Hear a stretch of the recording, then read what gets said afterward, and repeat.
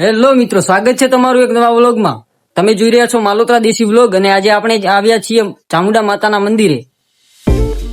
નમસ્કાર મિત્રો, હું છું માલોત્રાનો દેશી વ્લોગર અને આજે આપણે આવ્યા છીએ એક એવા પવિત્ર અને આસ્થાના કેન્દ્ર સમાન ધામમાં જ્યાં પગ મૂકતા જ એક અદ્ભુત શાંતિનો અનુભવ થાય છે।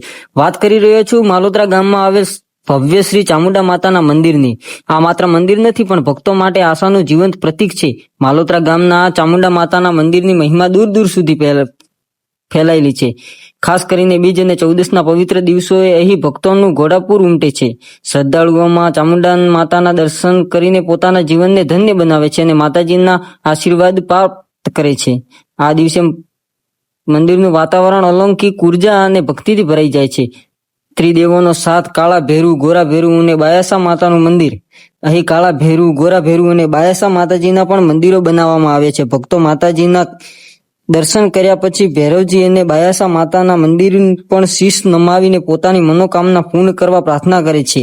આ મંદિરો જાણે મુકાએ ભક્તિ શક્તિપીઠની રક્ષા કરી રહ્યા હોય તેવો ભાવ પેદા કરે છે। મહાપ્રસાદ ભોજન સેવા એ જ સાચી ભક્તિ છે। આ મંદિરની સૌથી મોટી વિશેષતાઓમાં એક વ્યવસ્થા, અહીં આવતા ભક્તો માટે પ્રસાદ રૂપે ભોજનની વ્યવસ્થા।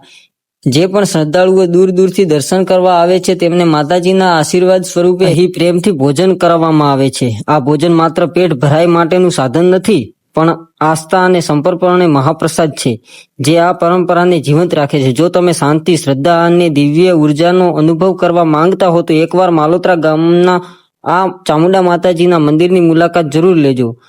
માતાજીના દર્શન, ભૈરવજી અને બાયાસા માતાના આશીર્વાદ અને સ્વાદિષ્ટ મહાપ્રસાદનો લહાવો તમારા મન અને આત્માની શાંતિ આપશે। જય માં ચામુંડા। તમને આ વ્લોગ કેવો લાગ્યો કોમેન્ટમાં જરૂરથી જણાવજો અને વિડીયોને લાઈક, શેર કરવાનું ભૂલતા નહીં। ફરી મળીશું એક નવા ધામની યાત્રામાં।